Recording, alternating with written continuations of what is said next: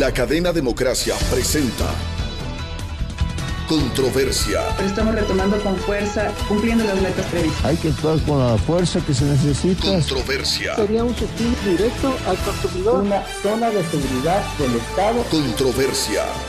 Temas relevantes analizados a profundidad. Controversia. Con Miguel Rivadeneira. Comenzamos.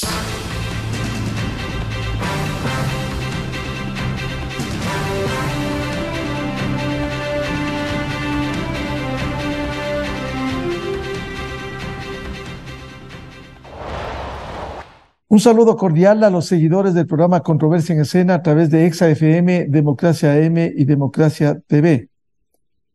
Más allá de los resultados electorales del domingo último en los comicios presidenciales, primera vuelta y legislativos, el país tiene una enorme tarea para recuperar los espacios perdidos de la democracia e institucionalidad. Se ha evidenciado las ambiciones de políticos que han llevado a esta situación de crisis y violencia, de desbaratamiento institucional, de incluso las denuncias que se han formulado de conexión con la narcopolítica y con otros sectores que acechan a la democracia ecuatoriana. Hoy realmente en la región se vive lo que denominaría con las 3 I's. Incertidumbres permanentes sin saber hacia dónde se marcha, inestabilidad política, asediados por aquellos que han destruido los regímenes democráticos y las instituciones, y la inseguridad jurídica que ahuyenta la inversión extranjera y nacional. Con esas consideraciones y para hacer un análisis de la jornada electoral del domingo 20 de agosto y también las implicaciones y perspectivas en medio de desafíos internos, quiero dar la cordial bienvenida a nuestros invitados, la doctora Ruth Hidalgo, decana universitaria y directora ejecutiva de la Corporación Participación Ciudadana, y el doctor Carlos Aguinaga, expresidente del Tribunal Supremo Electoral y representante de Voces por la Democracia, y el doctor Simón Pachano, politólogo y académico de Flaxo. Quiero empezar con la doctora Ruth Hidalgo, quien periódicamente durante 2 décadas ha venido contribuyendo con la Corporación Participación Ciudadana por el monitoreo, el desarrollo de estas elecciones. ¿Cómo ha visto no solo los resultados, sino el desarrollo de este proceso electoral? Doctora Ruth Hidalgo, muy buen día. Buenos días, Miguel. Un gusto estar con Simón y con Carlos. Bueno, nosotros como Participación Ciudadana estuvimos, como ustedes saben, desarrollando un proceso de observación electoral cualitativa, 700 voluntarios desplegados en campo, en 10 provincias del país, en 10 ciudades del país, y eso nos permitió tomar o ver algunas cosas, ¿no? Dentro de la muestra de 700 voluntarios, 700 puntos receptores de voto. En términos generales, yo pienso que una de las preocupaciones más grandes que teníamos todos debe tener inseguridad. Era el tema de cómo el Consejo Nacional Electoral iba a afrontar este ambiente de inseguridad y el peligro que en determinado momento pueda darse algún conato de violencia o algún conato de intervención, quizá por grupos ilegales. Afortunadamente, esto no sucedió.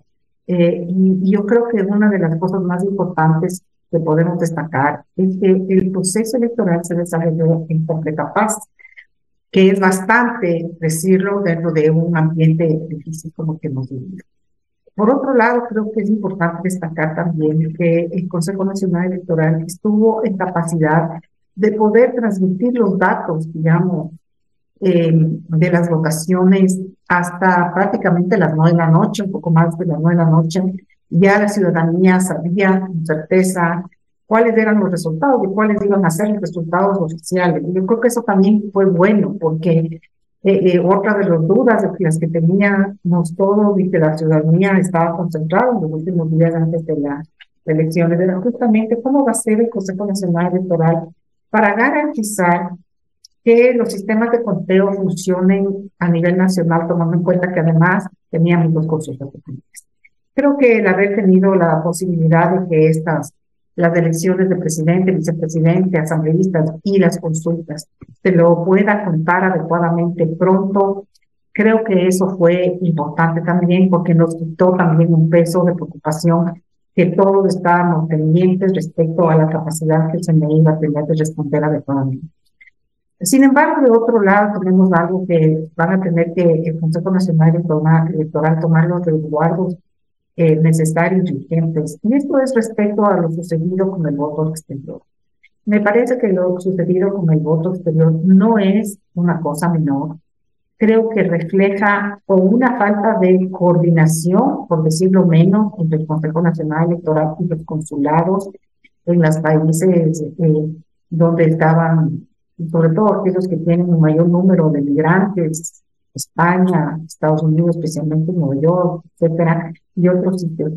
En donde, claro, no se hicieron, no sé si simulacros es la palabra, o quizás no se probaron los sistemas, de manera que obviamente, si bien ya la inscripción para votar de los empadronados migrantes en el exterior ya parece que presentó dificultades días antes, no se tomaron los recuerdos técnicos evidentemente suficientes para ese día y consecuentemente pues mucha gente se quedó sin votar y eso generó un ambiente tan difícil y tan complejo para el Consejo Nacional Electoral que al fin y al cabo no pudo ayudar y no pudo solucionar durante el proceso electoral. La presidenta salió a una rueda de prensa ofreciendo una solución personalizada a quienes tenían este problema, pero finalmente creo yo que fue tan grande el volumen de situaciones y de casos puntuales que definitivamente el Consejo Nacional Electoral no pudo atenderlos a todos y consecuentemente un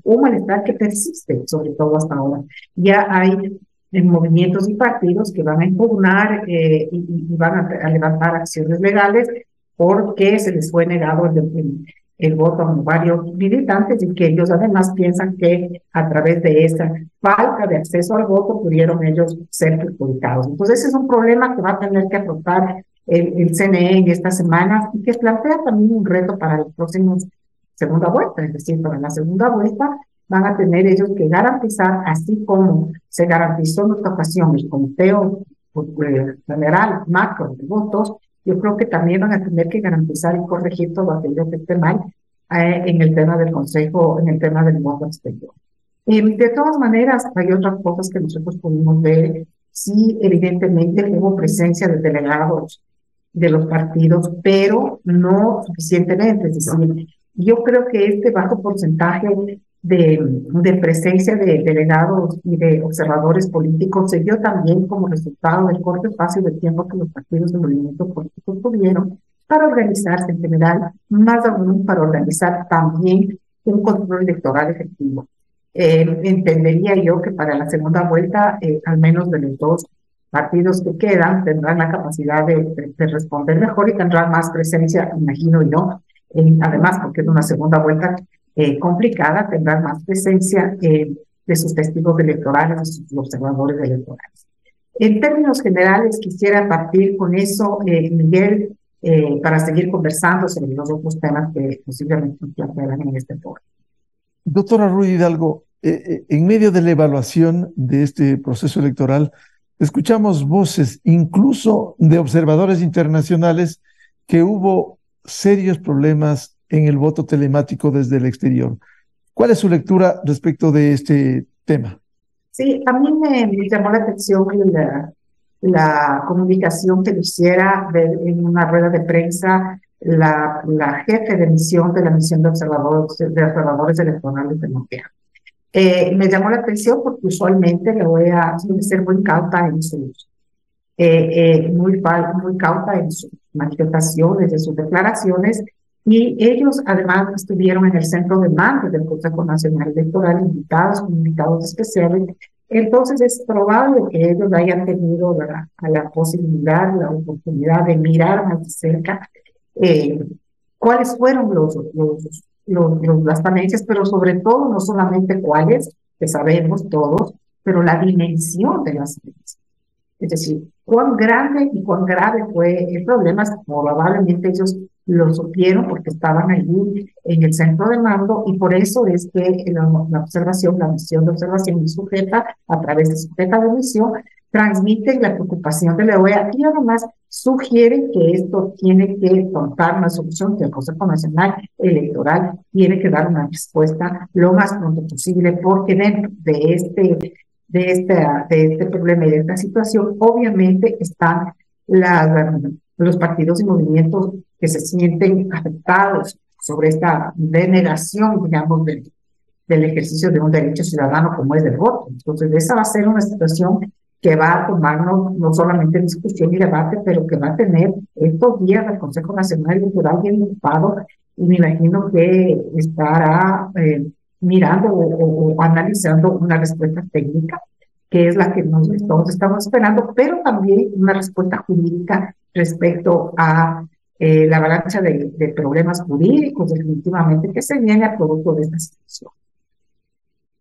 Bienvenido al doctor Carlos Aguinaga, expresidente del Tribunal Supremo Electoral y miembro de Voces por la Democracia. ¿Cuál es su lectura de su experiencia de estos comicios presidenciales y legislativos? Buen día.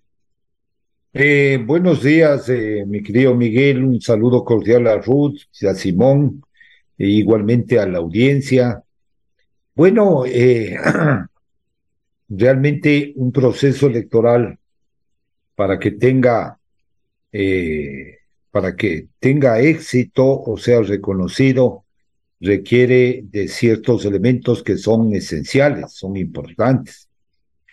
Requiere, por ejemplo, que la autoridad electoral garantice condiciones de equidad en la participación política electoral, y esas condiciones deben ser garantizadas por acciones efectivas de la autoridad, y esas acciones efectivas se traducen en reglamentaciones, en controles, en procesos y procedimientos adecuados.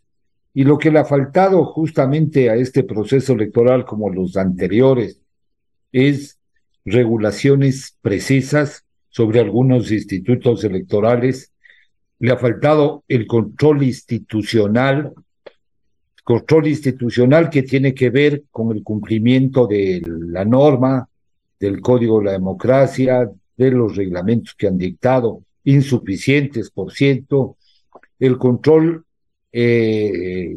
informático de los sistemas que ha implementado para una elección, el control de la promoción electoral, tanto público como privada, y dentro de esta privada, el control de redes y plataformas tecnológicas ha carecido de control, el control de la violencia política, es decir, hay un plan de seguridad democrática que prepara la fuerza pública, policía y fuerzas armadas conjuntamente con la autoridad electoral para evitar la violencia política, pero también hubo violencia digital en redes. No hay el control del uso del dinero en la política, no el uso del dinero cuando ya me reportan, porque aquí están confundiendo juzgamiento de las cuentas que presentan 90 días después de las elecciones con control de la propaganda electoral. Son dos cosas diametralmente distintas. El uso del dinero es gravitante en un proceso electoral, inclina balanzas, y se vio en el resultado de este domingo 20 de agosto. ¿Por qué? Porque llegaron a los primeros puestos con mayores opciones las grandes chequeras, las empresas electoreras, aquellas que tienen un respaldo económico o tienen un respaldo y también tecnológico, que son fuertes en inversión. Para un proceso tan corto de culminación de un mandato constitucional, la inversión del dinero es una inversión alta, y no hay un control del uso del dinero. El control de auditar los sistemas informáticos, el tener seguridad informática de alto nivel es importante.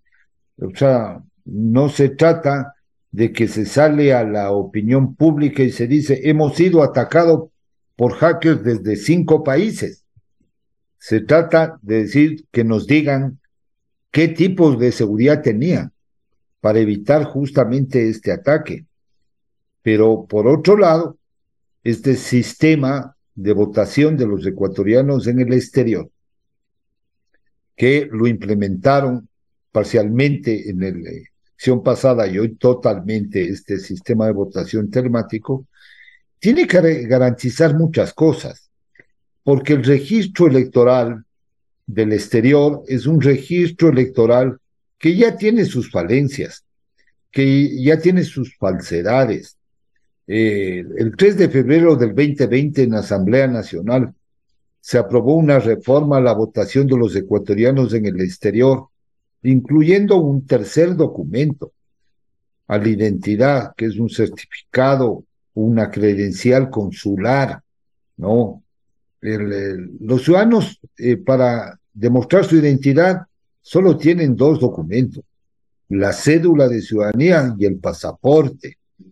El rato que ingresa un tercer documento, como es este certificado, esta credencial consular, y los cónsules hacer de cuota política, realmente se puede politizar la creación del registro. Yo frente a inconvenientes que han existido en la votación telemática, me puse a comparar resultados 2017, 2019, 2021 de la votación de los ecuatorianos en el exterior. Y hay unas diferencias inmensas en cuanto a número de electores, en cuanto a sufragantes, en cuanto a participación de los ecuatorianos en el exterior.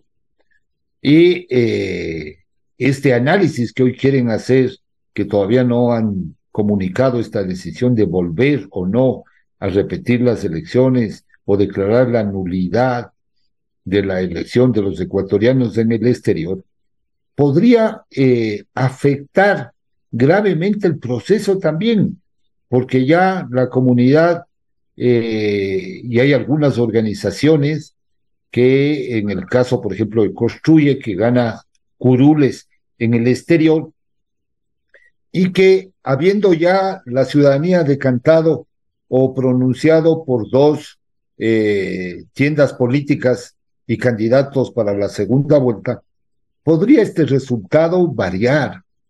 Entonces, ahí es un riesgo el que se vuelva a repetir elecciones en el exterior y no el Consejo Nacional Electoral debería explicarle con claridad al país, con transparencia, qué es lo que está pasando con este sistema de votación. Si bien es cierto, en algo mejoró los tiempos de comunicación, de transmisión del resultado a la ciudadanía. También lo que falta en este sistema es un sistema mucho más transparente, donde se pueda tener sistemas de doble o triple validación del trabajo que se hacen en las juntas receptoras del voto. No hay regulaciones adecuadas y precisas, prohibiendo, por ejemplo, que los delegados políticos no pueden integrar las mesas electorales. Y sucede que como hay un alto nivel de ausentismo, el día de las elecciones, los militantes más disciplinados madrugan y ocupan esas vacantes de los funcionarios electorales que no van.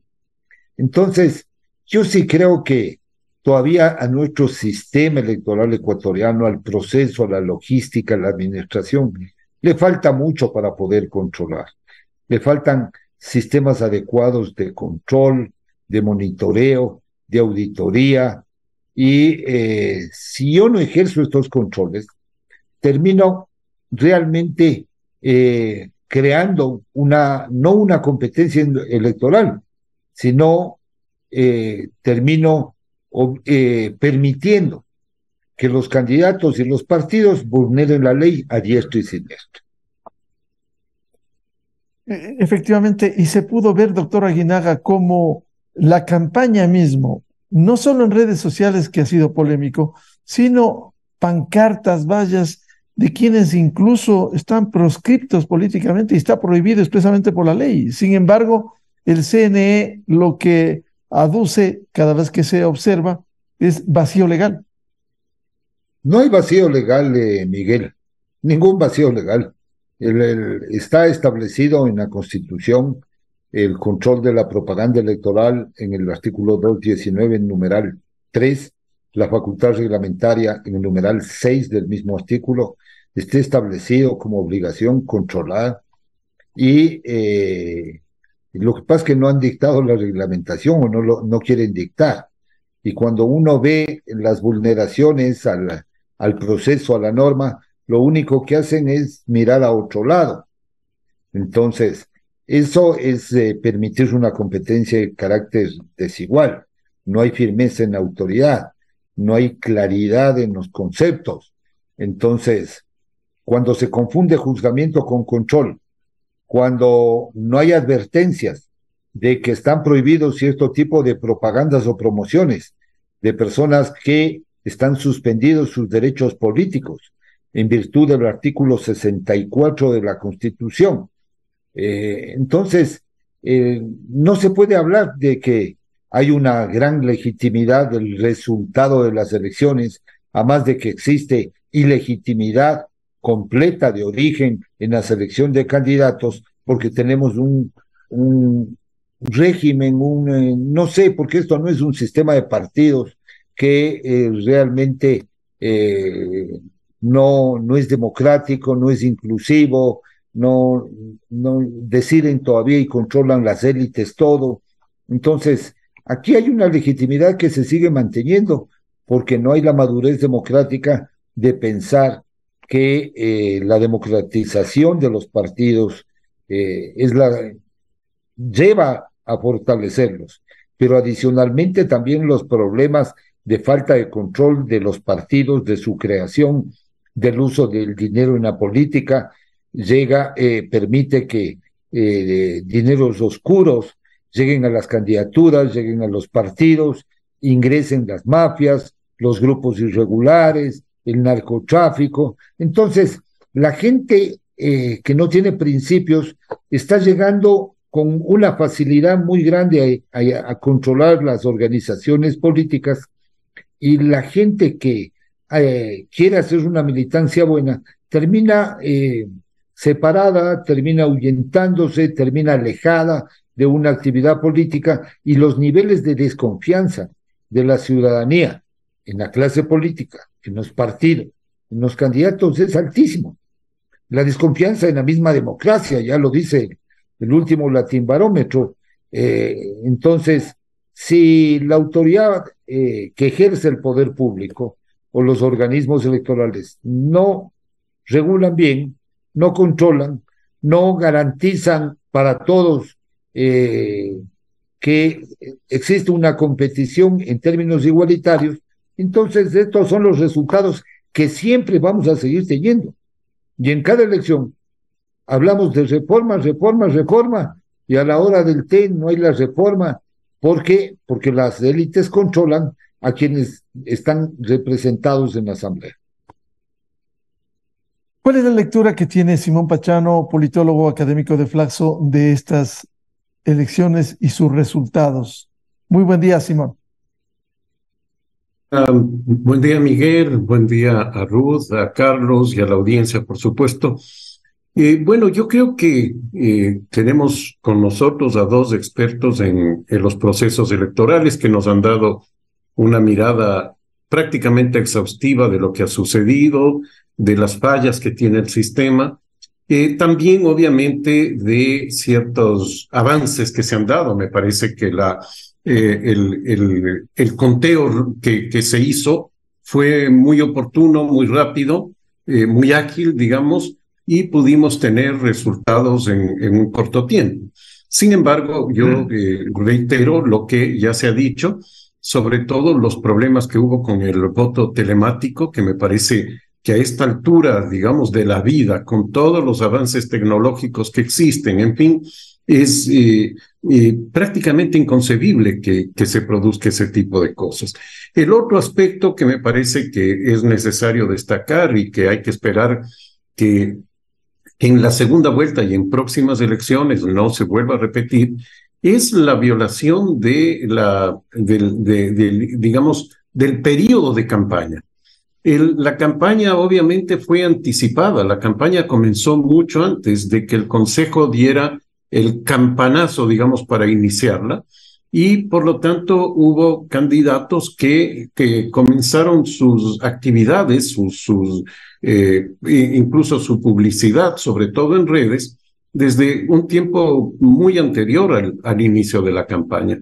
Es decir, el Consejo en esos aspectos no ha tenido la voluntad, creo yo, de controlar.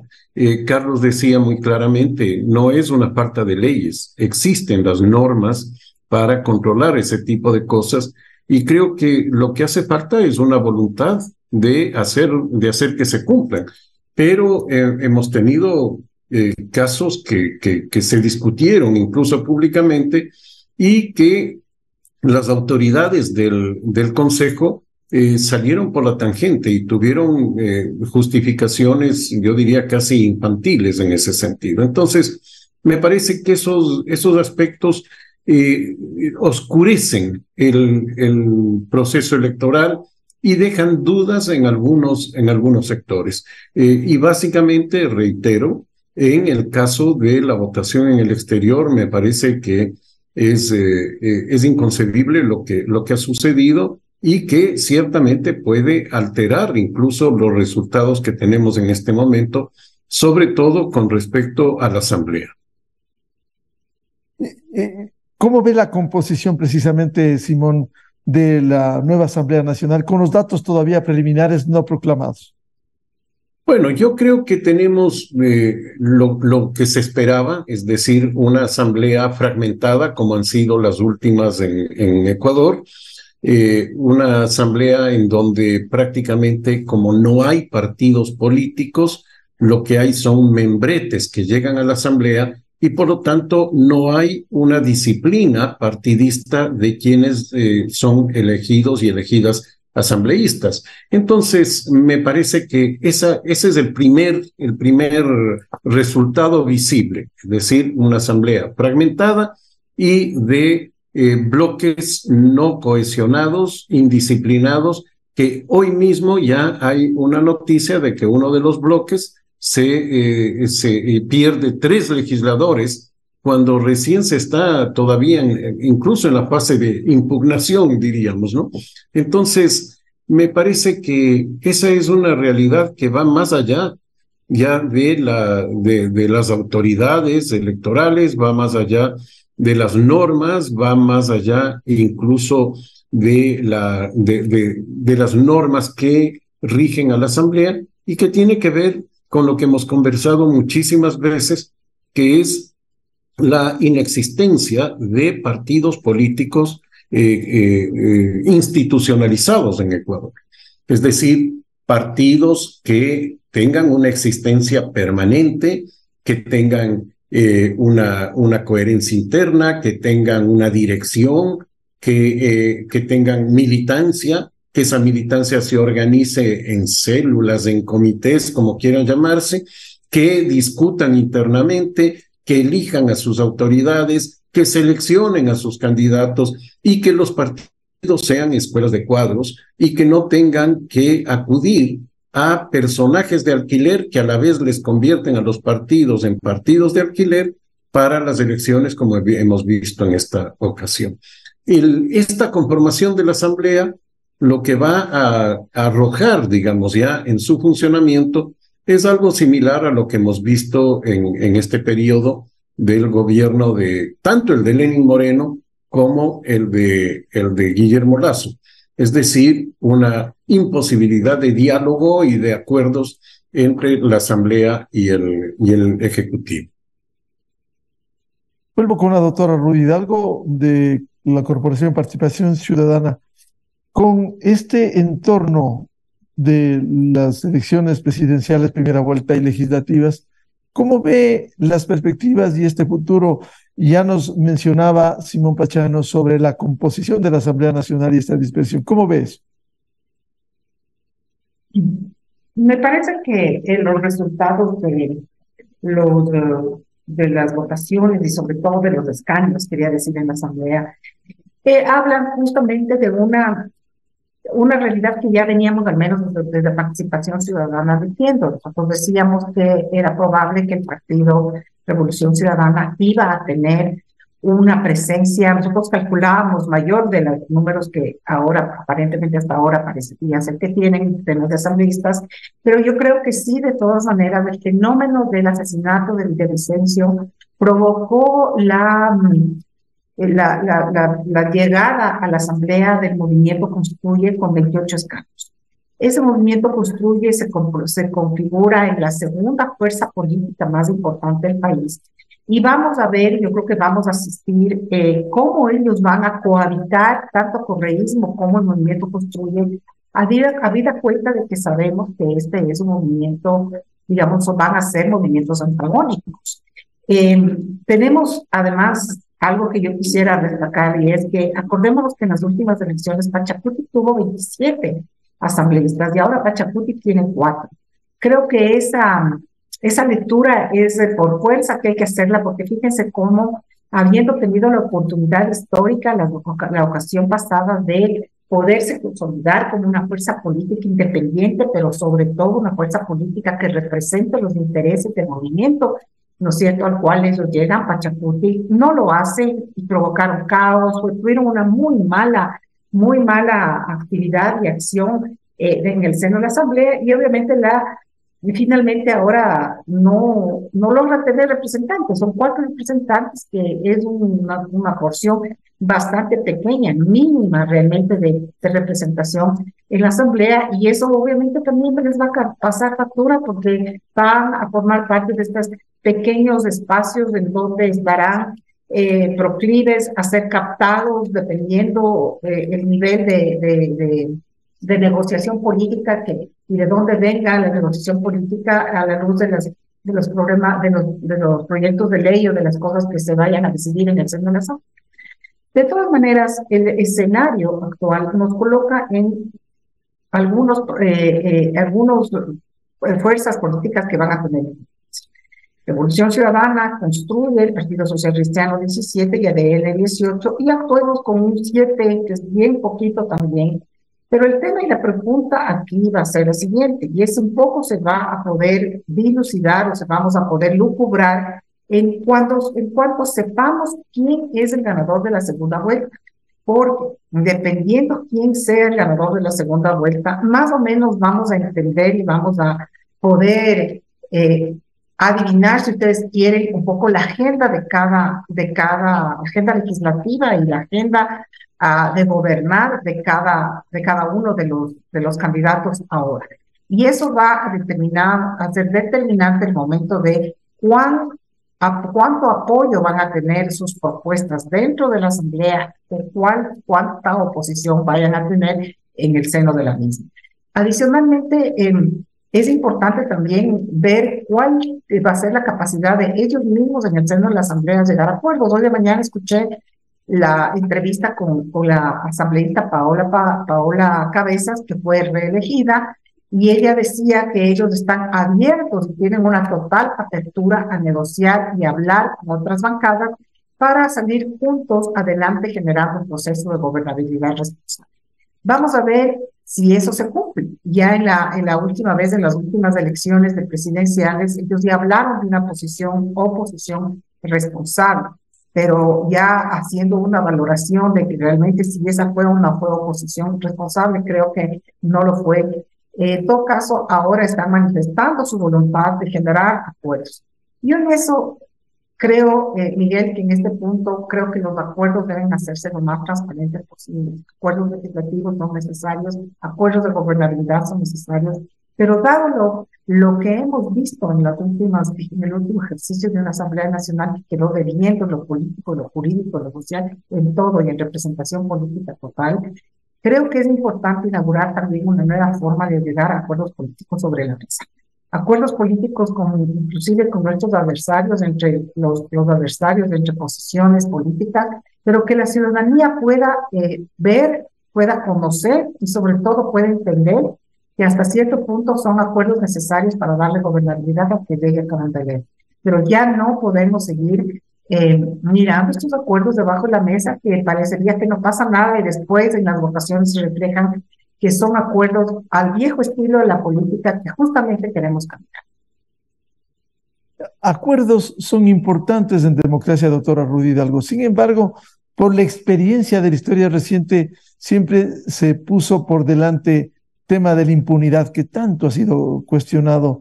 La impunidad, el perdón, la revisión de hechos de corrupción. Eso no pudiera ser un obstáculo cuando eso está en primera línea y lo han evidenciado esos sectores. Exactamente, los acuerdos, yo creo que los acuerdos a la luz de la mala experiencia que hemos tenido no son bien vistos, digamos, o han tenido una mala fama, pero son necesarios. Pero ¿por qué han tenido mala fama o han tenido una mala experiencia, digamos, hemos tenido los ciudadanos una mala experiencia con los acuerdos? Justamente porque han sido acuerdos que se han hecho debajo de la mesa, pero sobre todo acuerdos bajo los cuales se han intervenido o han tenido intervención de o dinero, o puestos, o simplemente una oposición férrea para no dejar gobernar a tal o cual presidente de la República. Y yo creo que es importante inaugurar una nueva forma de hacer acuerdos, de entender que es importante los acuerdos, y dentro de los acuerdos cuando uno acuerda con alguien y con un opositor, siempre tiene que saber y tiene que ceder un poco de un lado de la posición que uno representa y del otro lado también, por un proyecto, una causa común. Pero es importante que esos acuerdos sean conocidos, inclusive debatidos, es decir, que la ciudadanía tenga la posibilidad de saber, ok, están hablando, no sé, el partido tal con el partido otro, y también estaban haciendo una mesa de negociación con 2 o 3 partidos más, y que digamos, bueno, están negociando esto, entonces, ¿qué van a hacer? ¿Cuál es la línea o la hoja de ruta que van a tener los asambleístas de ahora en adelante para mostrarnos al país que están lejos de la corrupción? Porque creo que acuerdos éticos se puede hacer. Yo creo que tenemos experiencias internacionales importantísimas de procesos históricos en donde los acuerdos éticos políticos han sido posibles. Se han planteado acuerdos éticos políticos y han llegado a buen puerto. El problema es que en el Ecuador estos acuerdos políticos han estado siempre manchados de corrupción. Entonces, saquemos a la corrupción de los acuerdos y pongamos a la democracia en estos acuerdos como centro importante de estas conversaciones. Doctor Carlos Aguinaga, estos dos temas, cómo lograr acuerdos de gobernabilidad que son tan importantes en un sistema democrático, y también la composición de la nueva Asamblea Nacional con los datos aún no proclamados, y de alguna manera ese rechazo en la elección presidencial casi a la clase política al elegir a un joven que no ha tenido trayectoria partidista.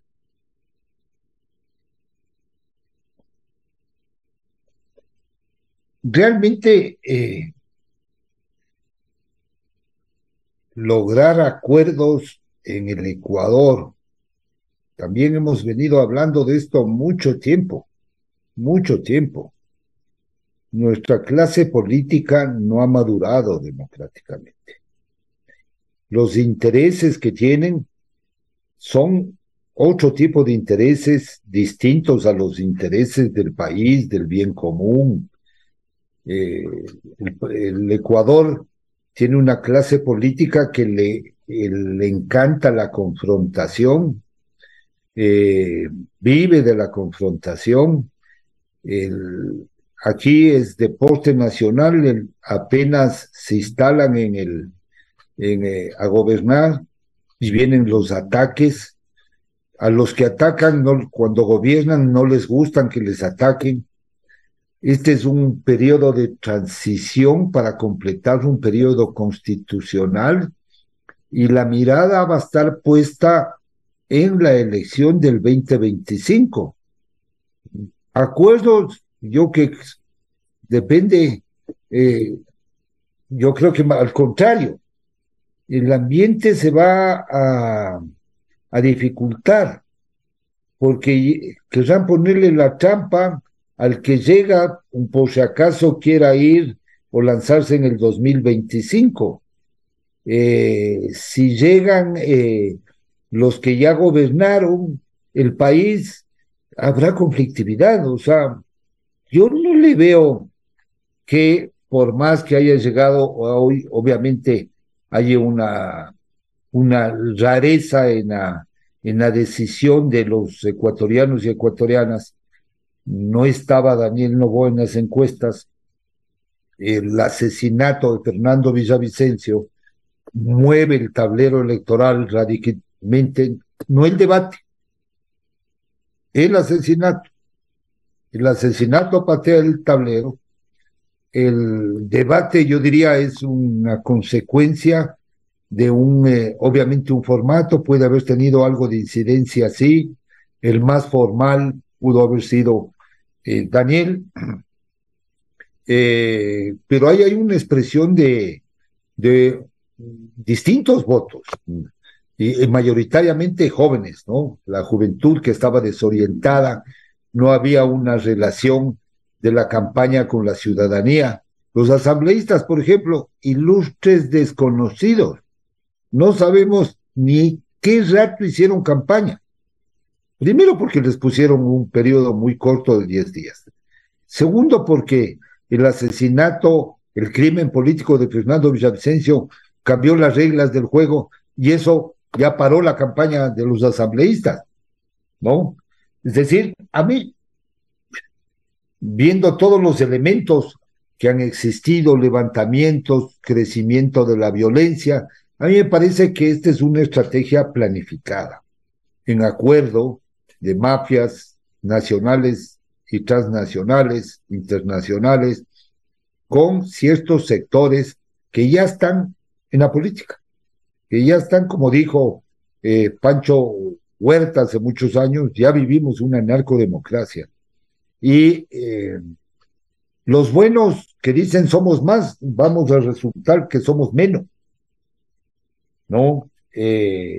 Primero porque el Ecuador carece de liderazgos políticos. En la sierra, en Quito, no hay un liderazgo político. No hay. Vean quienes se presentaron ahora. Se presentaron candidatos de la costa que tuvieron buenos resultados.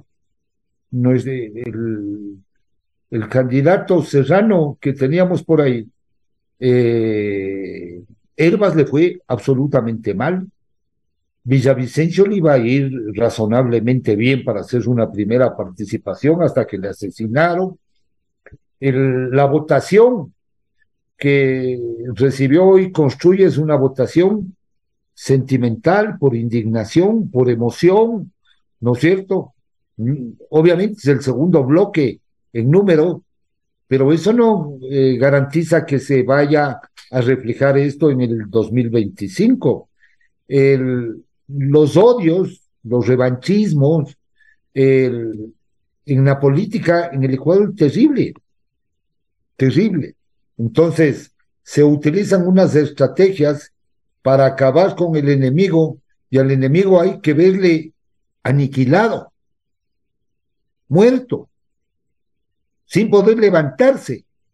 Entonces, aquí los únicos que hablan de acuerdos, gobernabilidad y todo eso, yo creo que es la clase media intelectual académica. La clase política tiene muchos defectos. Yo no confío. A mí me parece que debemos más bien estar alerta, debemos organizarle a la ciudadanía, debemos ciudadanizar la política, hacerles más conscientes y responsables, para que los políticos comiencen a tener temor de prácticas que vienen heredando del pasado, que son muy nocivas para la democracia. Los primeros días, primeros meses serán así, pero por debajo hay unas estrategias malignas, es decir, y unas malas prácticas en la labor parlamentaria, y en el tiempo que queda, en año y medio, contaminado con el proceso electoral, realmente muy poco se podrá hacer. Lo que sí, obviamente habrá que apoyar las cosas buenas, rechazar y criticar lo malo, pero diálogo productivo que vaya a superar los temas de violencia, de inseguridad, de hambre, yo no lo veo. Me parece que este instrumento de violencia ha sido utilizado a propósito y hay intereses más allá de los intereses políticos, incluso de los, creo que son intereses económicos ilícitos que están tras de estos resultados y de estas contiendas.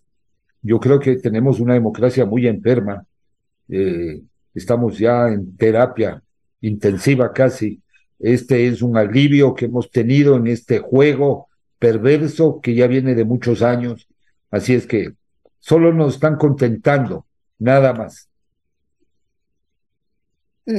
Simón Pachano, ¿cuál es su lectura de la posibilidad de acuerdos de gobernabilidad tan añorados en el Ecuador? Lastimosamente han sido muy esquivos. Y por otro, con esta composición de la Asamblea Nacional, ¿se puede avanzar en este sentido? Se podría avanzar si hubieran objetivos claros sobre los cuales hacer acuerdos. El problema es que los acuerdos, ya lo decía Carlos, no son acuerdos sobre objetivos, sobre políticas, sobre necesidades del país. Son sobre el dinero, sobre los puestos, sobre los cargos. Y entonces eso hace que los acuerdos sean muy puntuales, que se hagan por debajo de la mesa y que, por lo tanto, duren lo que va a durar ese momento. Y no hay un acuerdo de gobernabilidad propiamente. E incluso yo creo que es muy poco probable que haya una conciencia de que este periodo es un periodo prácticamente de transición. Vamos a tener una elección dentro de un año prácticamente. Y por lo tanto, este va a ser un gobierno que tiene que dejar sentadas bases para ese otro gobierno que se va a elegir. Pero ¿cuál va a ser el problema? Que quien quiera que llegue y quienes no lleguen también a la presidencia y quienes estén en la asamblea o incluso fuera de ella, lo que van a tener como meta son las candidaturas del año 2025. Quien llegue a la presidencia va a querer la reelección o va a querer, por lo menos, en el caso del correísmo, seguramente no será la reelección, pero será la continuación del correísmo, sentar las bases para tener 10 años más, 20 años más o qué sé yo. Lo mismo en el otro caso. Yo creo que Daniel Noboa no va a ser un gobierno simplemente de decir tengo estos 16 o 18 meses para ejecutar un programa de estabilización del país y me voy a mi casa tranquilamente dejando el país sobre ruedas, o por lo menos en silla de ruedas, ¿no? Ya que será difícil dejarlo marchando, caminando bien. Creo que eso es imposible en un país como Ecuador. Hemos tenido siempre una imagen de la única persona que actuó de esa manera, que fue Yerobi Indaburu. Y justamente nos acordamos de él porque es el único. El resto, hemos tenido presidentes interinos, en fin, que siempre han jugado más bien a la permanencia, a quedarse en el gobierno. Y creo que esta ocasión no va a ser diferente. E insisto, en eso va a estar la Asamblea involucrada. La Asamblea no va, creo yo, a ayudar en lo que debe ayudar en términos de hacer acuerdos dentro de la Asamblea para viabilizar justamente este periodo de transición. Sería excelente que yo estuviera equivocado, que solamente fuera una expresión de pesimismo de mi parte, pero yo creo que hay demasiada experiencia como para hacerse otras ilusiones al respecto.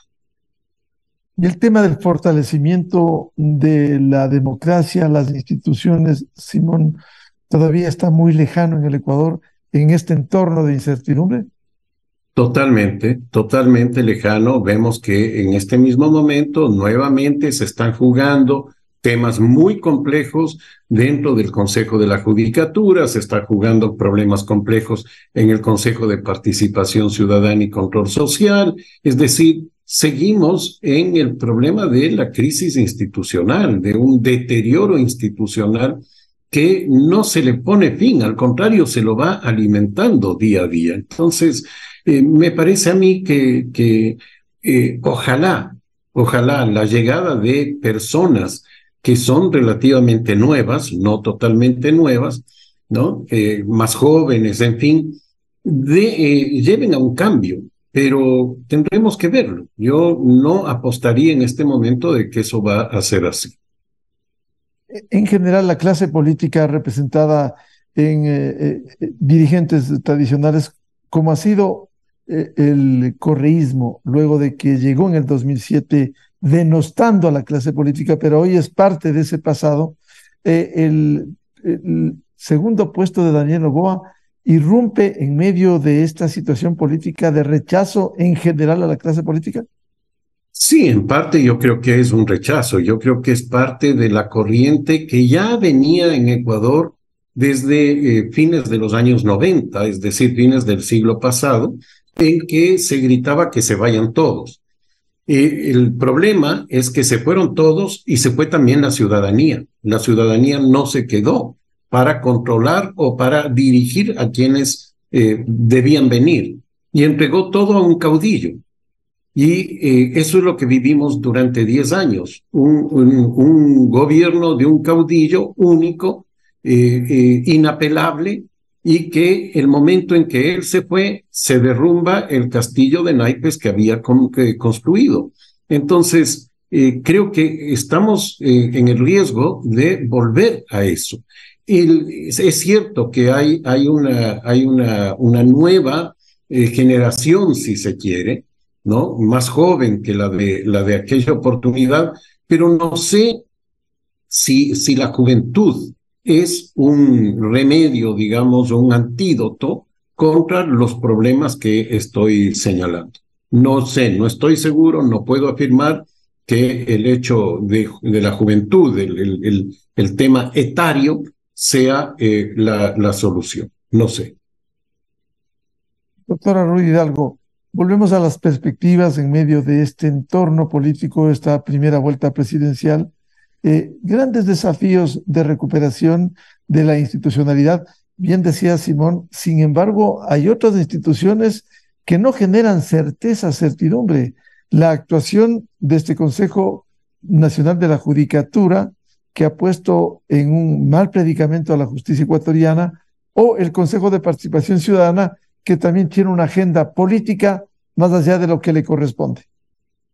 Me parece que la agenda política o la situación política que se viene no es fácil, porque por un lado están las elecciones y todo este desafío de quien le toque estar en Carondelet va a tener que enfrentar con lo que se le viene, no solamente con el tema de tratar de cogobernar adecuadamente en este corto espacio de tiempo con el legislativo, pero también el tema del fenómeno del niño que se le viene sí o sí y que va a tener que dar respuestas rápidas, urgentes a todo lo que esto va a provocar, movilización, desplazamiento, pérdida de trabajo, etcétera.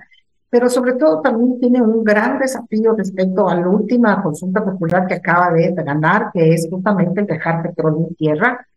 Y eso definitivamente le va a obligar a buscar una solución económica, de un modelo económico eficiente que vaya a poner en práctica y que vaya a ser bueno para paliar todos estos recursos que no vamos a empezar a recibir, aun cuando sea un año según la transitoria que tiene de tiempo para que estas empresas que están explotando petróleo salgan de este bloque. Pero adicionalmente de eso, hay otra situación que es difícil en el panorama político, y es justamente que hay instituciones intactas que no están haciendo buen trabajo y que quedan todavía, que siguen sobreviviendo, como la institución judicial, que es un problema, que se ha convertido en un problema por todas estas esta politización de la sección judicial que no termina de ser, de coger camino y que termina siendo siempre la razón por la cual muchos de los personas o de los delincuentes terminan siendo libres, terminan además a través de este abuso de estas acciones de protección. Hay jueces que se han dedicado simplemente a dejar salir a mucha gente que ha estado pues en las cárceles y que además responden efectivamente a una agenda política y que no son técnicos y que intervienen como actores políticos inclusive estando en altos puestos de las magistraturas. Y son actores políticos cuando sabían, más bien son los que menos deberían estar actuando como actores políticos y lo hacen. Pero adicionalmente el Consejo de Participación Ciudadana es probable que retome dos cosas que están pendientes y que creo yo que en esta coyuntura la van a retomar y pronto. Una es la designación de Contralor, que está pendiente desde hace tiempo y que además es la joya de la corona y ya podemos hasta saber quién va a ser el Contralor, porque ya se está diciendo y es Vox Populi y a quién pertenece ese Contralor. Y en segundo lugar también la configuración del Consejo Nacional Electoral, que también estaba pendiente y que el Consejo de Participación Ciudadana hace poco detuvo el concurso. Eso va a seguir. Y así vamos a ver qué sucede, porque vamos a ver quién va a ser el ungido por el Consejo de Participación Ciudadana, que es cooptado políticamente ya, porque no es independiente, y eso va a complicar si es que el presidente de la República no es de la misma afinidad de estas nuevas autoridades, y por un lado, y va a complicar si es que es afín, porque aquí nos va a complicar, es a todos, va a complicar la democracia, porque se va a cooptar y se va a tener órganos de control que deben ser independientes, cooptados políticamente, y ya sabemos lo que viene como una situación así. Carlos Aguinaga, el panorama frente a estos resultados y este año y medio de gobernanza de la nueva administración en estas condiciones, ¿ha sido un rechazo quizás a la clase política que con el segundo puesto de Daniel Noboa pudiera enviar un mensaje no solo de los jóvenes, sino de quienes frente a un hartazgo político se reflejó en las urnas? Bueno, sí es una sorpresa, una especie de outsider de este resultado electoral, teniendo en cuenta también que no participó la Izquierda Democrática, no participó Pachacuti, no participó Creo. Yo creo que hay infiltración en las organizaciones políticas para generar conflicto. Al interior de las organizaciones políticas se juegan otro tipo de intereses que llegan a sacrificar a la organización por el supuesto derecho de. Entonces, como no hay reglas de convivencia adecuada al interior, cada quien regula como le da la gana al interior de las organizaciones políticas, ni una autoridad que ponga freno a estos abusos. O sea, si no hay una autoridad que medio les vaya enrumbando, ¿cómo podemos fortalecer el régimen de partidos en el Ecuador? Imposible. O sea, no les quieren ni tocar, y peor si les tocan. Cuando no hay autonomía, independencia, objetividad de la autoridad electoral, de la autoridad judicial. Hoy lo que está pasando en el Ecuador en el tema de justicia es terrible. Estamos tomados por las mafias políticas. O es porque me amenazas, o es porque dependes de mí, o yo te arreglo el asunto. O sea, realmente ya, y además estamos dejando pasar, estamos viendo que salen delincuentes, que les rebajan las penas, que hay grandes carteles que han sido cogidos, que vienen y anulan los procesos. Decir, ¿aquí hay justicia o hay plata? Eso hay que preguntarse, si es que hay justicia o hay plata. No hay mecanismos de control, de auditoría de los jueces, no hay evaluaciones simultáneas ni periódicas. El juez, a propósito del principio de independencia judicial, hace lo que le da la gana. Ha contribuido mucho a esto ciertos fallos de la Corte Constitucional, que ha sido lo mejorcito que tenemos, mejor la Corte anterior, pero obviamente no ponerle reglas a la institucionalidad jurídica, constitucional y política tiene estas secuelas y estos precios. El futuro es, yo ya me veo en otra contienda, en otra asamblea constituyente para cambiar esto. Hay mucha queja de la constitución del 2008, este tema del garantismo, cuánto está afectando a la democracia. A través del garantismo, la justicia y los jueces tienen patente de corso. Los políticos no hacen conciencia de hacia dónde le están llevando al país. Creo que la inmediatez y el negocio es lo que prevalece en lo público, es decir, cómo yo saco provecho de, en estas condiciones, disculpen que sea pesimista, pero ojalá quien gane la segunda vuelta, y ojalá este joven, si entiendo, tiene mayores condiciones de recibir respaldo ciudadano por su juventud, por su no contaminación, por la forma que está haciendo las cosas. El caso de Luisa González va a haber mucha polémica por el correísmo, anticorreísmo, el tema de los casos de corrupción, todo lo que, eso de lavarse la imagen, ¿no es cierto? Y por el otro lado, la defensa del Laupar y todo eso, lleva a estas polémicas que además no han logrado ser zanjado, que está quedando en impunidad, y al quedarse en impunidad, para mucha gente van a quedar estas heridas abiertas, no se van a cerrar, y eso va a llevar a un nivel de conflictividad social y político mucho más profundo. Esperemos que así no sea. Yo no quiero ser pesimista, pero si no reconstruimos, si no hacemos una reingeniería constitucional, si no hacemos una reingeniería del sistema de partidos y del sistema electoral, vamos a seguir quejándonos de los vicios que ya tiene este sistema. Ya van a ser 15 años, ya son 15 años desde que está vigente, desde el 2008, y deberíamos pensar seriamente qué sirve y qué no sirve, y cuánto daño nos ha hecho y nos está haciendo y nos va a hacer daño.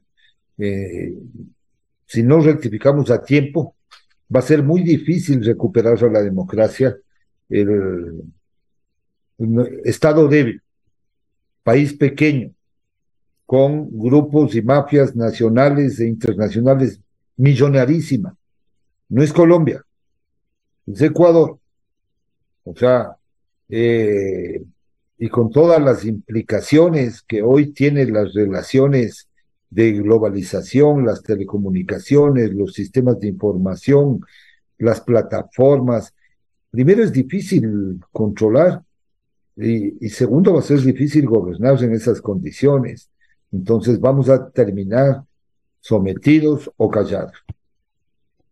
Simón Pachano, con ese entorno de debilidad institucional, de incertidumbre, como bien ha señalado la doctora Ruth Hidalgo y el doctor Carlos Aguinaga, ¿cuán viable es recuperar esa institucionalidad con una justicia severamente cuestionada, con un Consejo de la Judicatura absolutamente criticado por sus acciones, o el Consejo de Participación Ciudadana que no ha servido sino para los apetitos políticos de los intereses de quienes crearon? Es muy difícil, Miguel, por todo lo que hemos señalado, por lo que ha señalado Carlos, Ruth. Yo creo que es tremendamente difícil lo que se viene. Me parece que la búsqueda de un acuerdo va a depender mucho de quién sea elegido en la segunda vuelta.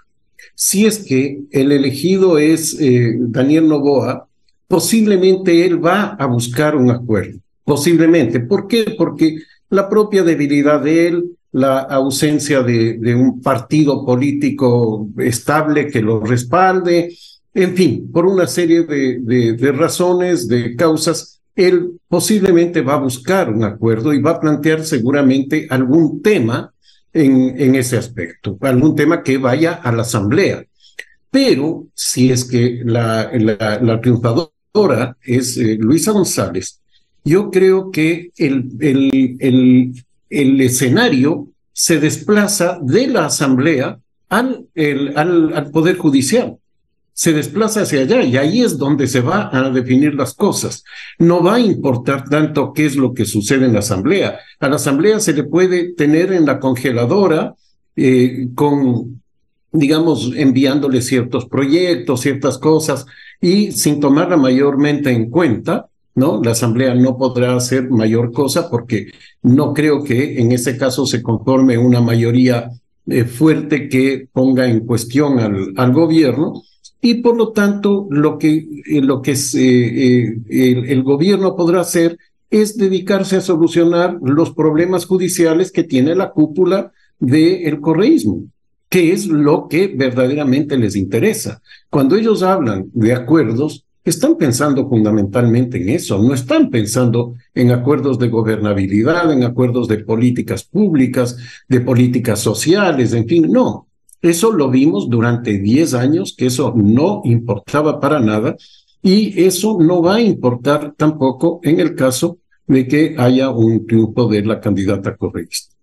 Bien, muchas gracias por hacer esta lectura seria, responsable, profunda sobre los resultados de la primera vuelta presidencial, de las elecciones legislativas y sus implicaciones, y fundamentalmente las perspectivas en medio de los desafíos internos. Ojalá recuperemos plenamente la institucionalidad y la democracia. Muy amable al doctor Simón Pachano, politólogo y académico de Flaxo, la doctora Ruth Hidalgo, decana universitaria y directora ejecutiva de la Corporación Participación Ciudadana, y el doctor Carlos Aguinaga, expresidente del Tribunal Supremo Electoral y miembro de Voces por la Democracia.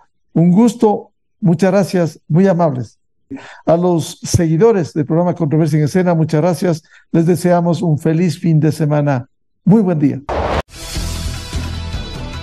Esto fue Controversia, temas relevantes, analizados a profundidad.